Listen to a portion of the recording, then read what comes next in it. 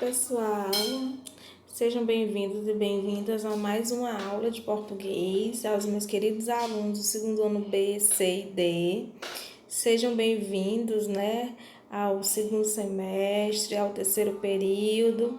Que Deus possa abençoar todos vocês grandemente e que brevemente a gente possa estar em sala de aula presencial, todos juntos, bem. Mas, enquanto isso, continuemos com nossas aulas remotas, né? Então, gente, eu trouxe para vocês hoje mais um assuntozinho para a gente estudar. E o assunto de hoje é o realismo. Então, a gente viu basicamente todo o primeiro semestre e contextualizou muito bem essa questão do romantismo. Então, agora a gente vai para outra escola literária, que é o realismo. Eu trouxe para vocês algumas sugestões de links para vocês estudarem, além desse vídeo que eu estou gravando aqui, que vai ficar no meu canal no YouTube. E vocês têm aí 3 links que vão esclarecer vocês mais sobre o realismo.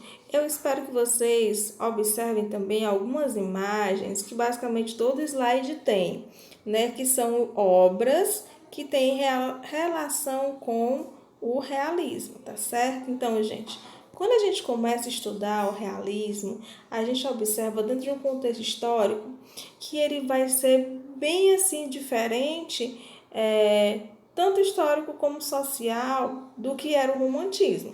Então a gente tem dentro do romantismo, que com certeza vocês lembram, a questão de uma idealização muito grande, em relação à própria natureza, em relação à mulher, em relação aos sentimentos. Dentro de um contexto realista, ele vai ser completamente diferente, Ele vai ter, como eu coloquei para vocês aí no contexto histórico, uma visão mais cientificista, uma visão mais determinista, alguns sociólogos, historiadores, filósofos, que vão estar norteando aí esse momento, como por exemplo Augusto Comte, o Charles Darwin, Karl Marx, principalmente com essa questão da luta de classes, como homem fruto do meio, A gente vai observar, principalmente nas obras de arte que eu coloquei para vocês, sempre vão ter pessoas trabalhando uma perspectiva assim de tristeza, de sofrimento, de angústia, Porque, infelizmente, a gente está dentro de um contexto histórico e social de um século XIX muito conturbado entre a burguesia e o proletariado. Então, a gente vai ter situações bem adversas aí. Aí eu coloquei mais nas doutrinas filosóficas, que também tem no livro de vocês, que vocês podem dar uma lida com calma. Eu acho muito interessante essa visão do determinismo de Taine, porque ele coloca 3 fatores muito interessantes, Que o indivíduo, o homem, ele é fruto. Ele é influenciado pelo meio, a raça e o momento histórico, Então, eu acho bem interessante essa visão filosófica, essa doutrina dele, A gente vai entender um pouquinho na frente porque quando a gente for estudar as obras literárias. Então, o surgimento das escolas realistas, lembrar, nós temos três escolas consideradas antirromânticas e antiburguesas. A primeira que nós vamos estudar vai ser o realismo, depois o naturalismo e logo em seguida o parnasianismo, Das 3 aqui eu acho assim mais forte, dá uma característica muito marcante é o naturalismo. Isso, gente, a gente começa a observar a questão das revoluções, principalmente os 2 berços de revoluções na Europa, França e Inglaterra, lembrando. Então, a gente vai ter aí, o processo de passagem, de transição entre o romantismo e o realismo, Esse sentimento aí de ruptura, de quebra dentro dessas narrativas. Então, por quê? O romantismo ele se caracterizava, principalmente pela ideia de liberdade, de libertação da imaginação, fantasia, amores. Já no realismo, a gente vai se basear mais nessa questão da racionalidade, objetividade, a sociedade burguesa, a sociedade em transformações, alguns determinados valores, críticas sociais muito fortes. E aí a gente tem o surgimento de de que não somente na literatura, como eu disse para vocês, nas artes plásticas, na literatura, né? A gente tem um dos principais representantes, que é Gustave Flaubert, em 1857, que ele publica a obra Madame Bovary, que tem uma atividade no livro de vocês, que eu vou comentar um pouquinho com vocês sobre a obra também. Em Portugal, gente, o realismo ele teve início, né, basicamente com a questão Coimbra, que foi em volta, né, de 1865, 1867, e a inserção de ideias realistas, né, que aconteceu 15 anos após o início do realismo na França. Então, para a gente ver, Portugal era atrasado em relação ao restante da Europa, imagine até chegar aqui o Brasil. Aí nós temos, né, os maiores representantes do realismo em Portugal, porque primeiro a gente vai estudar Portugal para depois eu chegar no Brasil com vocês. Tinha Antero de Quental, nós temos Cesário Verde, essa de Queiroz, que para mim é um dos principais representantes desse momento, né, dentro da literatura em Portugal, tá certo? Aí temos Teófilo Braga, né, que ele vai tentar, tem textos que falam muito dessa dissolução da estética romântica. Aí eu coloquei para vocês um breve resumo do Antero de Quental, Cesário Verde, e depois vocês podem pausar e dar uma lida com calma, né, que são os principais representantes desse momento. Para mim, como eu já disse para vocês, e para a própria literatura portuguesa, considera-se, né, um dos mais importantes, o Essa de Queiroz, que eu vou preparar também um material para vocês só do Essa de Queiroz, trabalhando o Primo Basílio e o Crime do Padre Mário, que são as duas principais obras dele, realista e naturalista.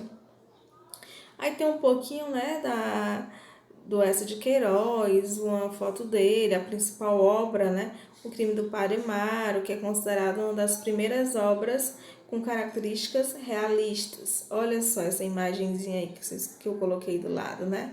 Então vocês já podem imaginar o que vai vir por aí. Algumas obras que eu falei para vocês, as duas principais, o Crime do Padre Mário e o Primo Basílio, mas ele tem outras, né? Até essa obra, Os Maias, ela virou novela, né? Muito interessante também. E as características da obra, né, do próprio Essa, são bem mesmo realistas, né? A questão da ironia, determinismo, ele é muito detalhista, gosta de descrever minuciosamente, né, as suas obras. E aí, gente, eu coloquei para vocês, não é uma obra portuguesa, mas é uma obra que tem no livro de vocês. E eu acho muito interessante, que vai influenciar todas as outras obras, que é Madame Bovary. Então, dentro da obra de Madame Bovary, de Gustave Flaubert, né, é uma obra de literatura francesa. Né? Gustave Flaubert foi até muito criticado, condenado quando publica essa obra, né? Ele coloca em xeque aí a questão do adultério. Ah, professora, mas o adultério é coisa assim normal. Mas, gente, nós estamos no século XIX e o adultério que ele vai falar é adultério feminino. Então, tudo isso é muito complexo, complicado para as pessoas entenderem no século XIX. Se ainda hoje é, imagine na época, né? Então, eu coloquei algumas informações para vocês sobre Gustave Flaubert também. E aí a obra, gente. Olha só essa citaçãozinha aqui. O romance chocou a sociedade da época por abordar temas como adultério e o suicídio, dois temas muito polêmicos ainda hoje.